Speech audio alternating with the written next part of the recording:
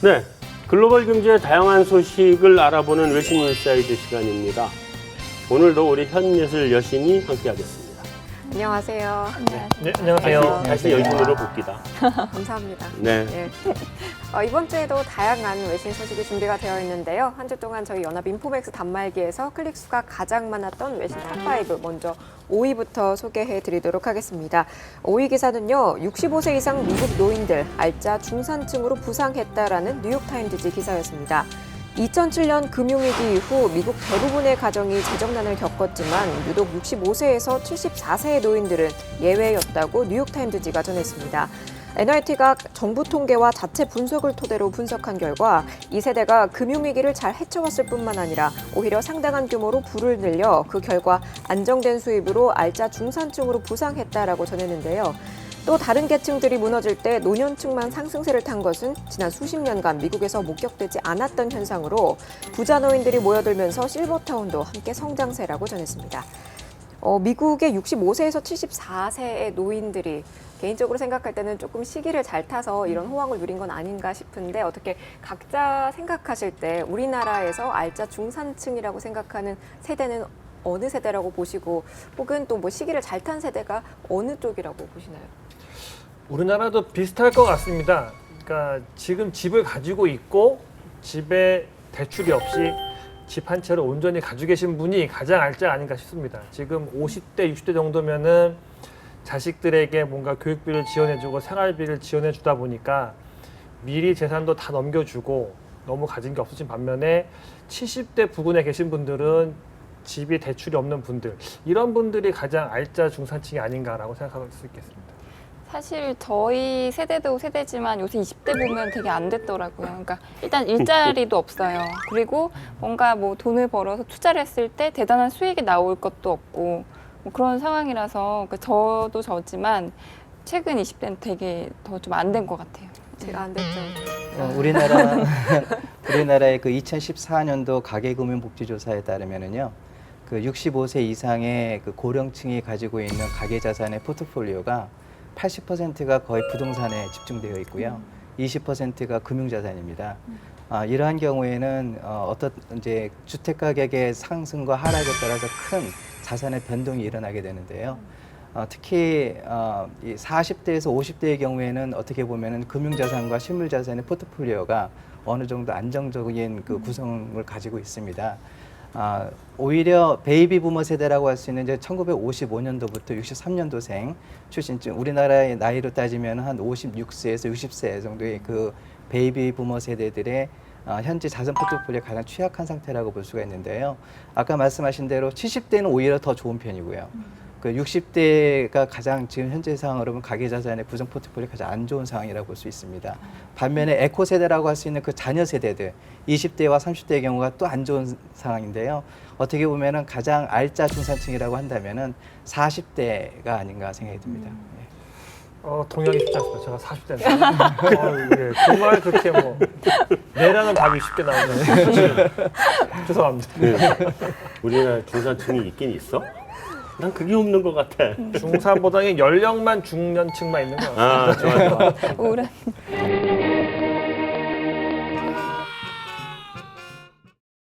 네, 이어서 그러면 4위 기사 소개해 드리도록 하겠습니다. 4위 기사는요, 한국 재벌 기업에 불만 터뜨린 쉰들러에 관한 FT 기사였습니다. 최근 미국 헤지펀드 엘리엇 매니지먼트가 삼성물산과 제일모직의 합병을 반대하고 있는 가운데 쉰들러마저 현대 엘리베이터를 비판하면서 한국 재벌 기업의 지배구조에 대해 불만을 토로했습니다. 쉰들러 측은 현대 엘리베이터가 지난 4년간 1조 2천억 원 규모의 기업 가치를 훼손했다면서 현대 엘리베이터가 현정은 현대그룹 회장의 그룹 지배권을 보호하기 위해 부실 계열사인 현대상선을 지원하고 파생상품 투자로 손실을 입었다고 주장했습니다. 이어 유성증자로 조달된 자금이 현대상선이나 그룹 핵심 사업과는 관련이 없는 다른 계열사에 사용될 수 있다는 점을 우려했는데요. 반면 현대엘리베이터 측은 회사를 부패기업처럼 보이도록 하기 위한 것이라며 쉰들러의 악의적인 의도가 담겨 있고 적대적 인수합병 의도인지 의심이 된다고 주장했습니다. 그 삼성의 합병을 반대하려고 엘리엇 측이 지금 여러 가지 액션을 취하려고 하고 있는데요. 어떻게 쉰들러도 같은 행동을 보일 거라고 보시나요? 쉰들러가 시도를 했었죠. 근데 못해요. 지분율이 따라 부족해서 절대 할 수가 없고 신들러가 주장하는 바가 지금 두 가지잖아요. 하나는 현대 엘리베이터가 현대 상선 때문에 돈을 많이 손해봤다. 이거 하나고 뭐 이런 건데 여기에 대해서 얘기를 하면 현대 상선이 한참 돈 많이 벌 때요. 엘리베이터 주가가 많이 올라갈 때 신들러 말 한마디 안 했었어요. 근데 지금 해운 경기가 안 좋아서 상선 주가가 떨어지니까 이제 자꾸 떠드는 거거든요. 그전에 왜 말을 안 하고 있다 갑자기 상선 경기가 좀 안 좋아서 주가 떨어지니까 얘기를 하는 건 자기들 투자 실패지 이게. 국내 기업의 해외 기관의 투자가 앞으로 더 많아질 텐데 그렇게 되면 뭐 이런 분쟁은 너무나 당연하게 좀 더 많아질 것 같습니다. 그렇게 되면 또 국내 기업에 대해서 어떤 경영이나 주식에 대해서 또 여러 가지로 행사를 하게 될 텐데 앞으로 어떻게 될 거라고 보시나요? 그래서 이런 형태는 글쎄 여담이지만 외국인 자본 들여와서 투자를 받았으니까 우리에서 되게 좋습니다라고 선전을 할 때가 불과 몇 년 전인데 하지만 이런 것도 예상을 할 수 있었던 거죠. 외국인 지분이 많아지면 그만큼 뭔가 얻어가려고 하고 경영 간섭할 수밖에 없고 뭐 배당도 더 많이 내놔라고 목을 조를 수밖에 없고 이런 형태의 일들은 뭐 아마 계속해서 더 벌어질 수밖에 없지 않겠는가라고 생각하는 건 되게 쉽습니다. 다만 이제 어떤 기업들이 어떠한 빌미를 잡혀서 이런 곤욕을 치를지는 모르겠지만 충분히 일어날 수 있다라는 거는 염두에 둬야 되는 사안이다라고 생각하고 있습니다. 그러면 3위 기사 소개해 드릴게요. 3위 기사는요. 글로벌 부동산 시장 규모가 사상 최대라는 파이낸셜 타임즈 기사였습니다. 전 세계 부동산 시장의 규모가 13조 6천억 달러로 전년 대비 4% 증가했습니다. 작년 투자자들이 부동산 거래에 지출한 비용만 해도 7,710억 달러, 우리나라 돈으로 861조에 달하는데요.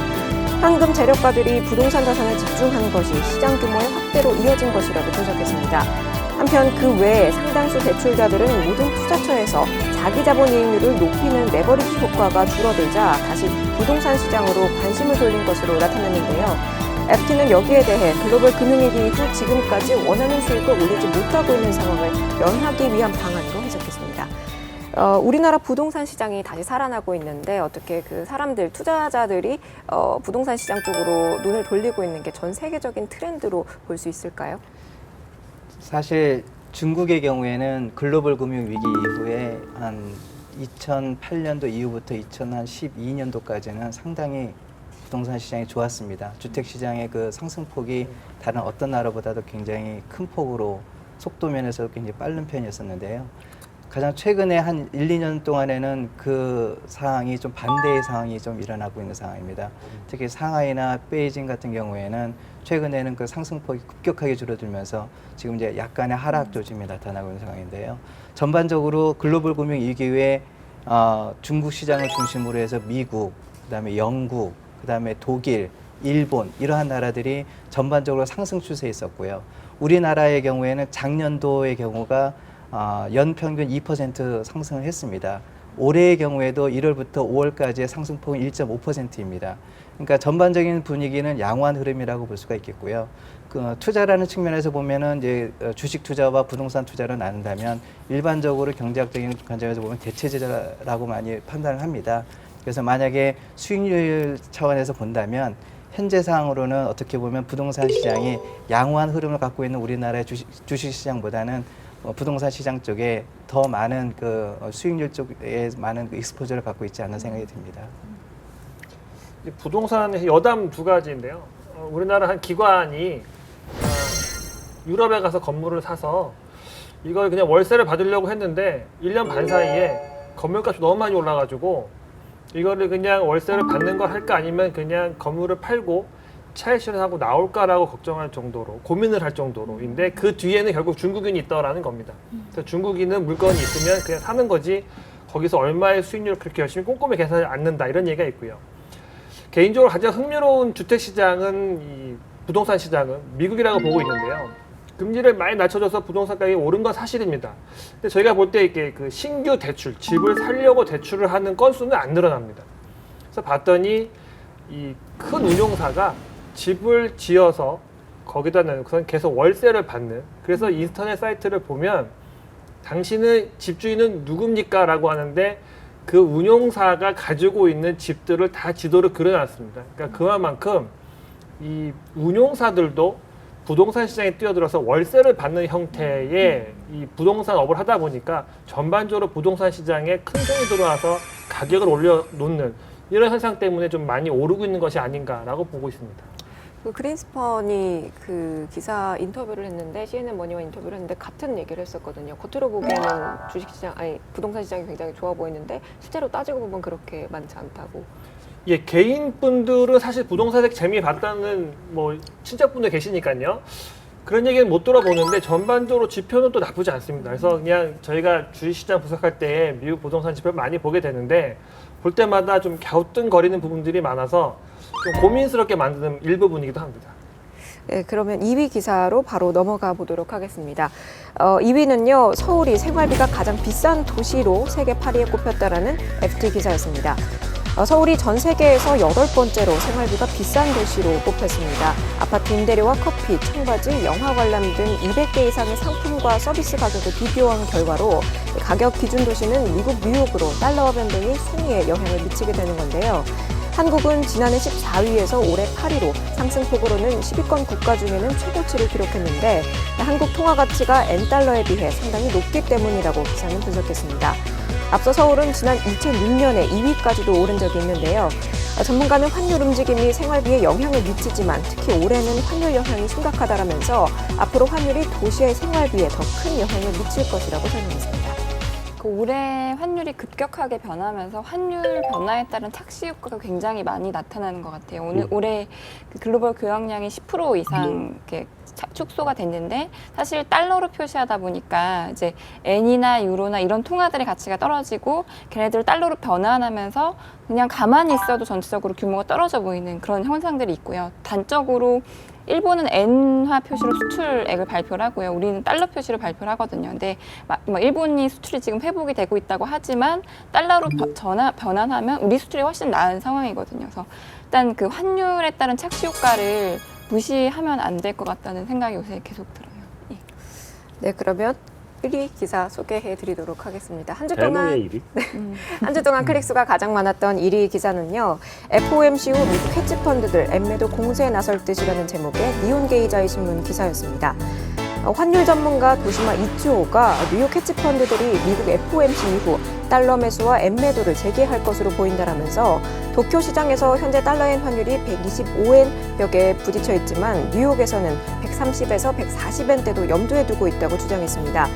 앞서 구로다 총재는 지난 16일 참의원에 출석해 실제 실효 환율을 봤을 때 엔화가 더 떨어질 것 같지 않다라는 말은 이론적으로 설명한 것일 뿐이라면서 명목 환율 방향성을 내다본 것은 아니다라고 해명한 바가 있는데요. 급작스럽게 나온 해명이었기 때문에 프로그램 매매를 통해 자동으로 엔매도 포지션을 되감는 엔매수 주문이 나왔고 달러엔 포지션이 중립으로 돌아왔습니다. 하지만 구로다 총재의 발언 내용에 상관이 없이 현재 엔저는 달러 강세의 이면이라는 점에서 계속될 수밖에 없다는 게 헤지펀드들의 시각이라고 이 기사는 전했습니다. 미국에서는 지금 현재 이 기사에서 볼 수 있듯이 130에서 140까지도 갈 수 있다라고 하는데 어떻게 그 가능성 어떻게 보시나요? 여기네. 실제로 어제 회의 끝나고 달러엔이 오늘 123엔을 하회를 했거든요. 그러니까 사실 구로다 이 발언이 그 오바마 대통령이 오보로 나오긴 했지만 일단 강달러 약간 싫다라는 발언한 다음에 바로 나온 발언이에요. 그래서 어떻게 보면 약간 속마음을 들켰다고 일단 보여지거든요. 그래서 참가자들은 일단은 달러엔 그 상승 포지션을 취하기 일단 어려운 상황이고요. 일단 뭐 멀리까지는 아니고 올해만 봤을 때 일본의 여건을 봤을 때 그 BOJ 3차 완화는 올해는 저는 없을 거라고 판단을 해요. 결국 미국 쪽 재료가 나와야 될 것 같긴 한데 미국의 금리 인상 그런 부분들도 상당히 좀 많이 반영이 됐고 미국이 금리 올리더라도 약간 강달러에 대해서 오늘 뭐 FOMC 성명서에서도 그렇고 약간 우리는 부담이 된다라는 뉘앙스의 발언을 하고 있거든요. 그래서 좀 용인하는 그 레벨이 이렇게 높지는 않을 거라고 생각을 하고 있고 일단은 130엔 위는 올해 쉽지 않을 거라고 보고 있습니다. 이번 주 집중 토크 기사는요, 정말 끊임없이 이어지고 있는 규제에 관한 이슈에 대해서 다룬 기사를 가지고 왔습니다. 이 기사에서는 금융권에 대한 규제가 미국에 대한 어떤 경제적 위기를 처하게 할 거다라고 얘기하면서 2016년 말에 미국의 경제적 위기가 닥칠 거라는 그런 시나리오까지 제시를 했는데요. 금융권 규제 2016년 미국 경제 위험을 처하게 할 수 있다라는 제목의 이코노미스트지 기사였습니다.